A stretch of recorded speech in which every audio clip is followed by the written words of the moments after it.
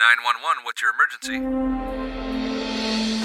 I'm Andi Clark, mom and wife of an officer. I've been reversing and preventing burnout in first responders since 2018. Welcome to the 911 Shift Ready podcast, where we will dive into sleep, anger, energy, hypervigilance, anxiety, and other burnout symptoms in order to arm you with the knowledge, understanding, and tools beyond exercise and nutrition to be 911 shift ready so you can thrive not only for the remainder of your career, but also at home in your family life. And then bring those tools back to your service so the compound effect can take place, and together we can decrease burnout in the 911 lifestyle community.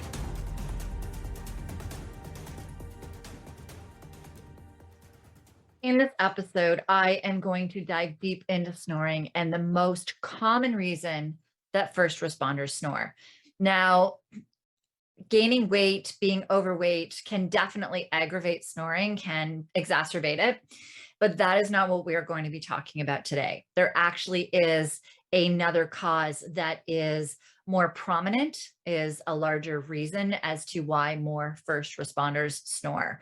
So if you are overweight and you are a first responder, definitely don't count yourself out, because as much as the weight gain may be attributing to the snoring, this other reason that we're going to be diving in today definitely is playing a part in your snoring as well. So join us while I teach you why you are most likely snoring and what options are out there to really tackle it once and for all.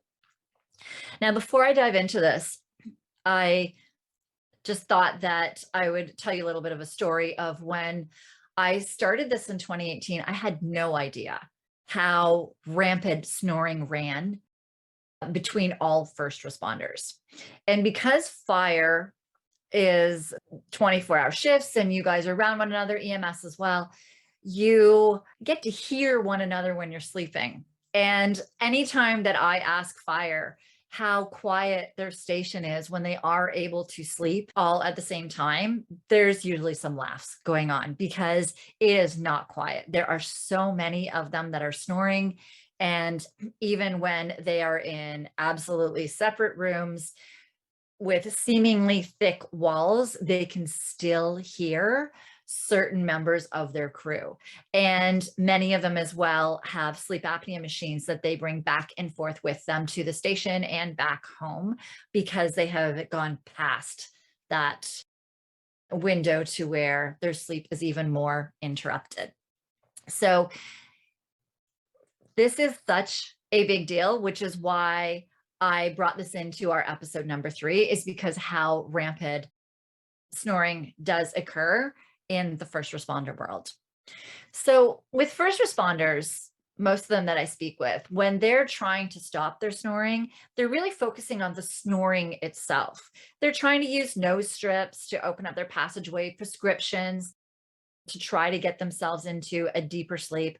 They're rolling over, trying to change positions when they're waking themselves up snoring, or if they're elbowed in their sleep by their partner and they're rolling over, which the rolling over may stop the snoring, but it still comes back when you change positions and go back to what is most likely your favored sleeping position.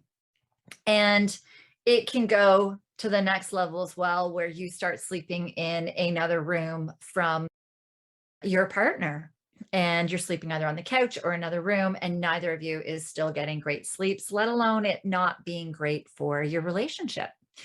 And when you're focusing on snoring itself as the key cause of snoring, and you're missing the actual reason why snoring is occurring, and what happens is you're continuing using these things, and the snoring, the frequency, the loudness, the sound starts increasing over time. And then when you snore, you may find that you may not even know that you snore, but you may be waking up with a dry mouth. The dry mouth is what wakes you up because it's so uncomfortable. You're waking exhausted without recharging your battery. You're almost feeling hungover or disoriented when you're waking up. And you might be getting more distant from your partner because neither of you is getting great sleeps, or you're sleeping in separate locations all of the time. And when you go into your shift, you're going into it exhausted and with a shorter fuse. Now, there are four major, what do I call them? Lessons, steps, tools. Let's call them your tools. There's four major tools that we do focus on teaching you in my 911 performance program in order to get rid of snoring completely. But today I am going to give you the most effective one right now because I don't want to overwhelm you. And in fact, this is the foundational lesson in my entire 911 performance program. It's what everything builds on. And it's one that you can start today, whether you're on shift. It's simple, it's portable. You can do it while you're listening to this podcast. It's not going to take any extra time out of your day. And it's friggin' effective. It is one where I have helped guys who just are scrambling at and need help right away. And I'll give them this one and they can't believe the benefits from it. So let's get started. The first step, we are going to be diving into your nervous system so that you can really see why these over-the-counter remedies are not the right place to start. And the biggest mistake is really not understanding how your nervous system plays a role in snoring. So today we are going to be diving into this step here is specifically teaching you about your nervous system's role, and then we'll continue on into the next steps. So without understanding this, though, without understanding how your nervous system works, snoring is just going to continue. It doesn't matter the sleep aids that you're using, the snoring will continue. And it's just going to keep getting worse and worse to the point where you may end up needing a sleep apnea machine. So the nervous system. Now, the part of your nervous system we're going to be speaking about is your stress and your relaxed, your resting nervous systems. So your stress is your sympathetic nervous system and your relaxed resting system is your vagus nervous system. And they both play really key important roles. The stress nervous system kicks in when you are in a stress state. It is what keeps you safe on the job. It keeps you hypervigilant, on high alert. You get that tunnel vision, so you see exactly what you need to see at that moment in time. And it's absolutely phenomenal as to what it does for you on the job. And your resting system is your system that allows you to digest. They call it your rest and digest system, your vagus nerve. And so when we're really diving into these two nervous systems, the big thing to understand is your nervous system is like a muscle. So the more that you work it, the stronger it gets, the quicker it is to react. And being that it is, and with how much your stress system kicks in when you guys are on the job, how strong do you think your stress system is? Is it possible that your stress system is much stronger than your resting system? It's very much like that gym. So how much have you been working that stress system and how much have you been working that resting system? So have you ever considered what would happen if you were in control of when you switched into your stress nervous system, your sympathetic nervous system, to keep you hypervigilant, high alert, safe on calls when you needed? And as soon as the call was cleared, when you're doing your reports or when you're home relaxing with family, that you switched into your resting system. If you could actually control that, have you ever thought about being able to control that? Because that's really what we're going to be diving into today. And there's definitely stressors of your job that you can't control. You don't know what's going to happen on each call. And if we focused on controlling your resting stress system so that it didn't overpower your stress nerve, and you could start gaining control of when you switched in and out of one another, what would your shift be like? What would change on your shift? What would change for you, not only when it comes to snoring, which we'll dive into and you'll get this link in a second, but what else would change in your life if you were able to control that stress, if your stress nervous system, your sympathetic nervous system was not overpowering your resting nervous system? How much less time would you spend In a stressed, hypervigilant, or anxiety state, if you had control over that switch to turn your system on and off, how much more would you be able to relax and enjoy your downtime if you weren't yelling at your kids, or you weren't getting short with your spouse for the small things, or you're able to actually go to the park with your kids and relax and enjoy the moment with them instead of continually observing your surroundings. So really understanding that how important both your stress nervous system and your resting nervous system is foundational to you understanding snoring and where snoring is coming from, which leads us to that question. What the heck does the nervous system have to do with snoring? So in step number 2, that is what we're going to dive into. And the mistakes that first responders often make is never considering that snoring may be a signal from your body telling you that your stress system is turned on, that you're in high alert. And when you don't realize that snoring is a symptom to a bigger issue, and you don't search for your answers beyond the snoring sleep aids, beyond the nose plugs and the mouth guards and anything else for snoring, you end up waking more tired. You start waking more frustrated and angry. And this all increases on a daily basis. Your memory will start decreasing while brain fog increases. Your health issues start creeping in because your snoring is continuing to get worse. And it's almost like your body is sending you this signal more and more that, hey, I need attention. Hey, your stress system is like super strong. Hey, come on over here. We need to really dive into this. It's really, really important to understand that the longer you go without listening to what the snoring is telling you, the more symptoms are actually going to be popping up. So let's get into the part of your nervous system that does affect snoring.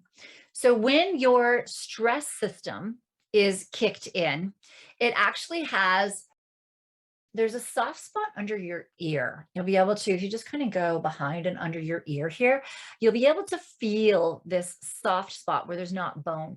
There's a nerve that actually comes out there, and it goes towards your tongue and it goes into your throat.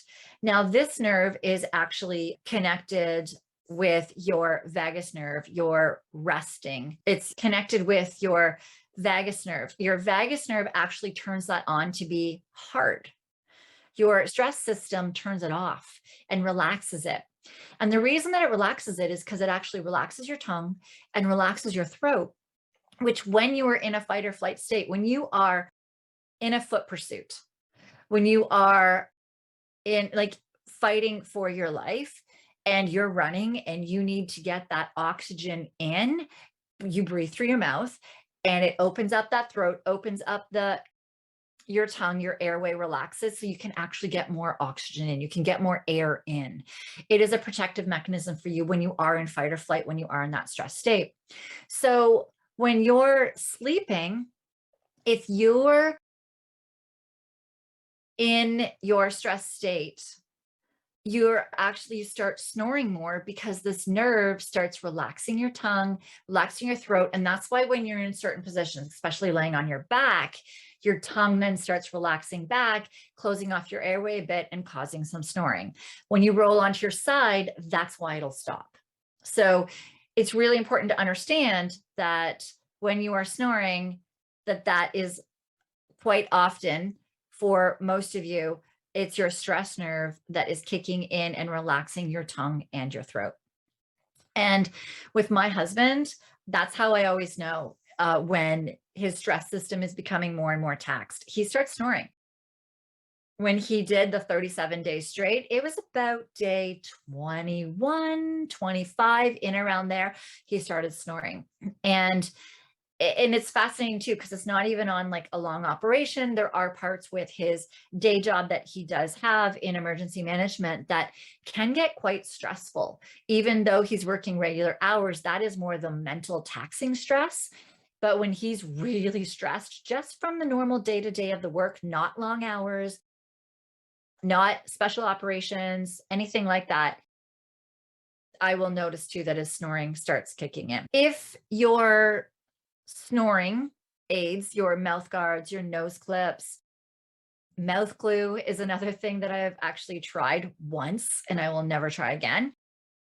If that actually stops snoring, then why do you need to rely on them for life? Are they really getting rid of the snoring? Are they really fixing the root cause? It's kind of like giving your kids a tablet or your phone when they're annoying you so that they will go away. But as soon as you take back the tablet, your device, your phone, the kids continue to pester you to get what they want. So the problem doesn't really go away. It's just isn't a problem for a moment in time. And you know, with kids that the next time that they put a bigger fuss up, because they know that you will give in and you will give them the screen time which they want if the fuss is loud enough. So this is just like snoring aids. The mouth guards, the nose clips, the tapes, the glue, do they really fix the problem? Or do they make it go away for a moment in time and then increase their intensity over time?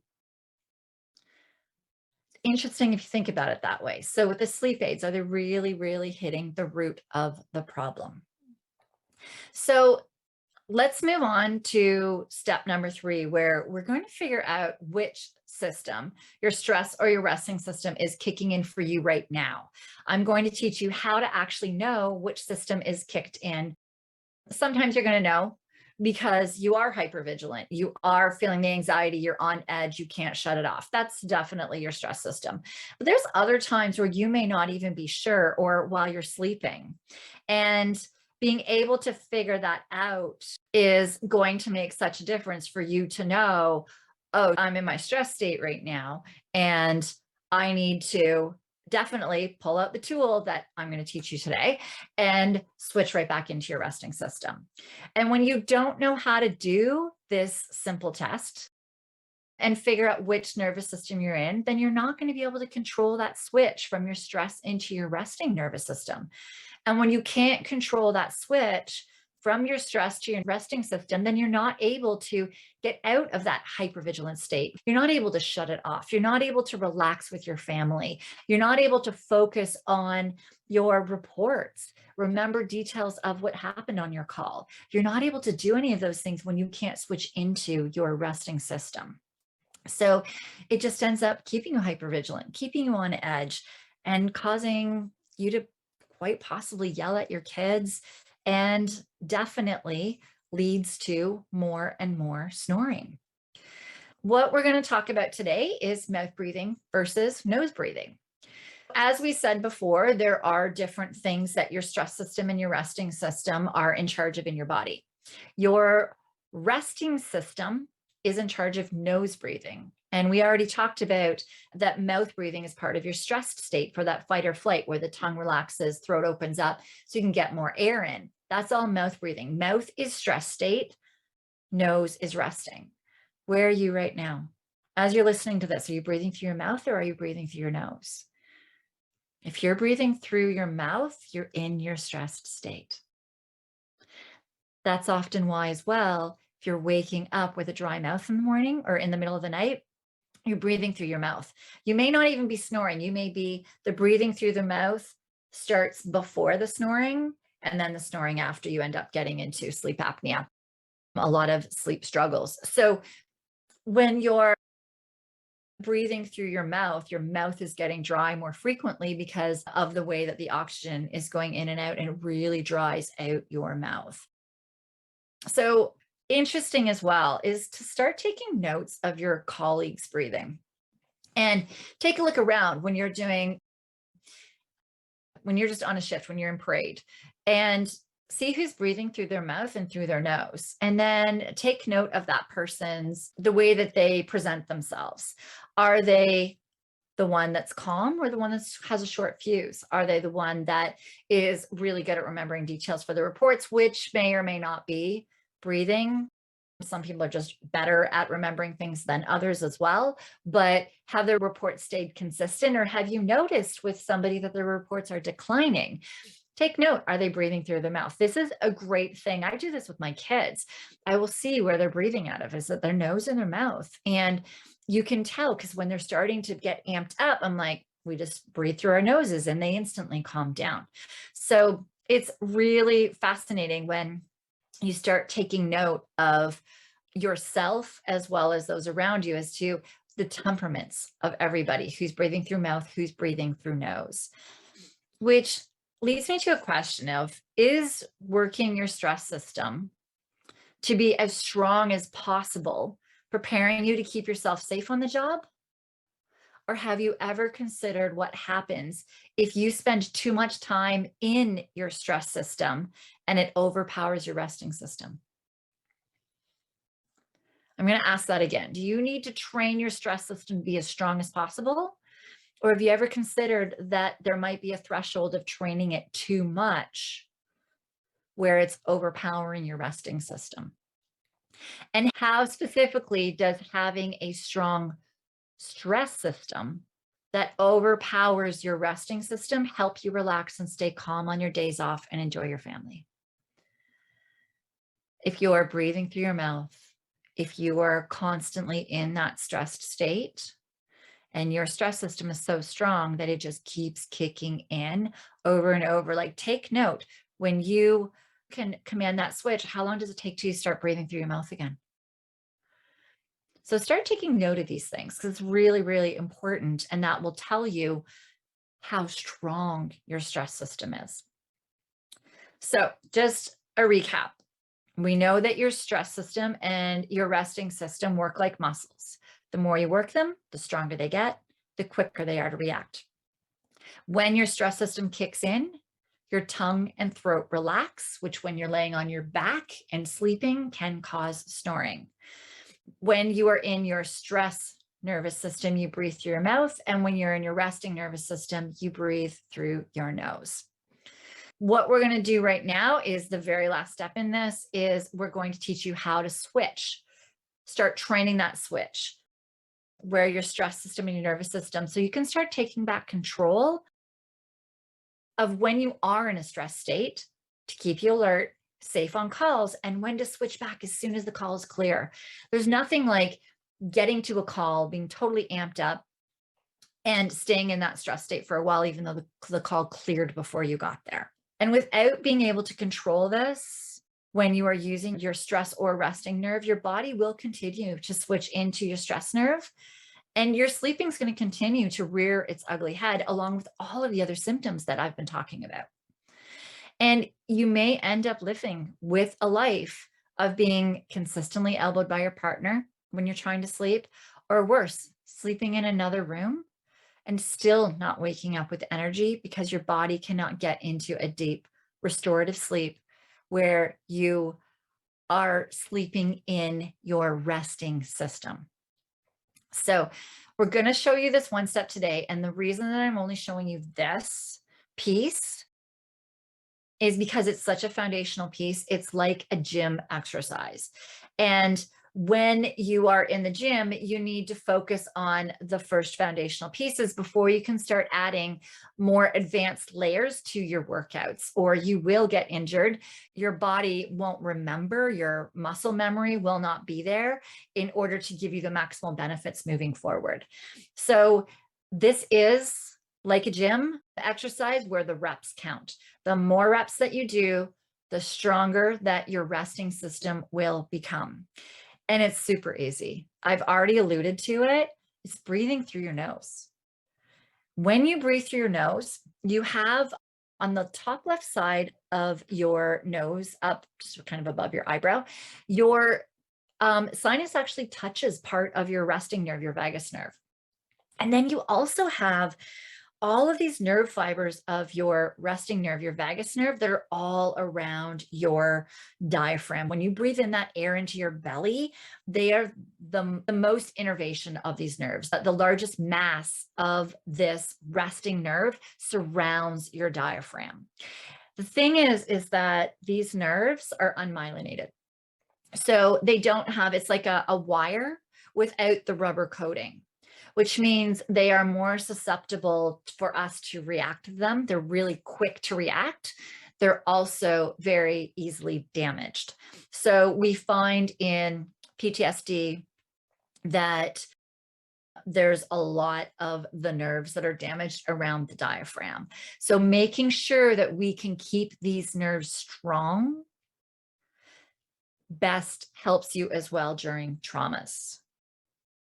So making sure though that you are working these nerve fibers, you're breathing in through your nose. So you breathe in through your nose and you fill your belly.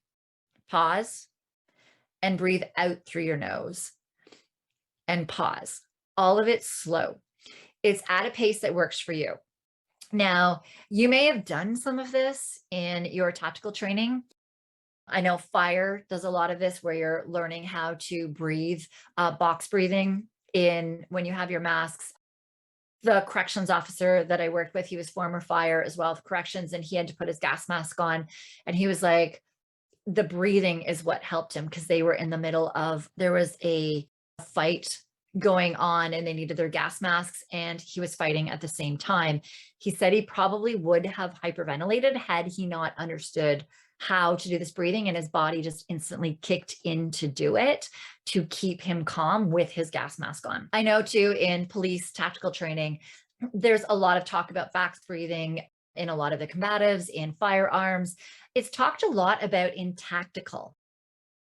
I mean, Jocko Willink talks about this as well. He talks so much about taking that breath, and Lieutenant Dave Grossman does as well. I was actually listening to a Jocko podcast the other day, and he was talking as well about one of his big trainings is where when you're looking through the scope as well, you get into your stress nervous system because you're getting into that tunnel vision. And he says to stop, take a step back, breathe, and observe your surroundings. Breath is so important to get you into that resting state. You guys hear this all the time in your tactical purposes. And so if you're thinking of breathing slowly though, through your nose is only for tactical purposes, then I'm going to ask if this is because you've only learned box breathing or slow breathing in tactical training classes when you are aware that you are in a stressed state. And no one has really taught you or implemented to put it into other parts of your life when you don't realize you're actually in that stress state. So you can train your stress system anytime. The more that you train it, or your resting system, you can keep training it. You're on the job all the time. You're in a stress state. Anytime you're working out, anytime you're in tactical training, anytime you're on a call, admin stressors, long shifts, not being able to eat, all of these things put you into a stress state. The more reps that you can do, putting yourself into that resting state, the more that you train it, the faster that you will gain control of being able to switch in and out of that stress and resting state without really thinking about it. So it really becomes automatic, even in your sleep. Have you ever considered what would happen if you were not able to switch into your resting system because your stress system ruled you? It's really what's happening to a lot of first responders nowadays, especially after the last 3 years. For so many of you, it's not just the traumas, it's your shifts, it's the short staffing, the overtime, pushing your bodies to be awake for crazy amounts of time. Your stress systems are kicking in more and more. Every call that you go to, I know my husband, he said it doesn't matter what the call is, he goes as if it's a call with a gun. I'm in Canada, so that's even a big thing, that guns aren't illegal here, but he goes into a call that everyone's got a gun. In the States, for many of you, it's very possible that somebody else does have a gun, and you never know when that call is going to turn. So you're always in that stressed state. Have you ever wondered if that is why you can't shut it off at the other times? You're not training that resting system. So as mentioned before as well, snoring is one of the first stress symptoms that I did notice in my husband. And it's his stress system that's telling me that it's overpowering his resting system again. And it's time for him to pull out all of the tools that he knows support his stress system and strengthen his resting system to further prevent him from sliding further and ending up in burnout. The stress is absolutely inevitable in a job. It's inevitable. It's going to happen. That's what your life is. That is the 911 lifestyle. And breathing through your nose is the base foundational piece to the strong resting system pillar in my 911 Elite Performance Program. Now, there are 2 other pillars that I teach you about in episode 1. Episode 1 dives into all 3 pillars: the strong resting system, 911 shift ready, and post-shift recovery. Having those 3 together is important, because if you just work on this one step, then anytime that a lot more stressors are piled on you, it's not going to work. So you may find that when you start this today, you feel some relief and you're like, oh, this is great. This is such a great tool. But like I said, there's other foundational pieces to be advanced to actually strengthen this more. But we also have other pillars that help to support the stress system so that you're being hit less often and strengthen your resting system. So your resting system, we're going to review all the steps that we just talked about. Your resting and your stress nervous systems are like muscles. The more you work them, the stronger they get and quicker they react. When your stress nervous system kicks in, your tongue and throat relax. When you're laying on your back, causes snoring. You breathe through your nose when you are switched into your stress nervous system. So keep a note out for that. And the more you practice breathing through your nose during the day, when in a stress state and when you're not, when you're relaxed, the faster you can move to the next step that we teach in our 911 Elite Performance Program. So your action steps today is to take note of when you're breathing through your mouth. And as soon as you notice, switch to breathing through your nose. That's it. Just start breathing through your nose. If you would like to learn more about our 911 Elite Performance Program, go to our website, 911lifestyle.com, and click on the Work With Us tab, and you will get all of the details. I hope you have found value in today's episode. Don't forget to like and share this episode so it's shown to more first responders, and subscribe to this podcast so you don't miss future episodes. Go to our website, 911shiftready.com. If you would like to work with us, learn more about our 911 lifestyle program, gain access to our free training, join our mailing list, or find our social media channels. That's 911shiftready.com.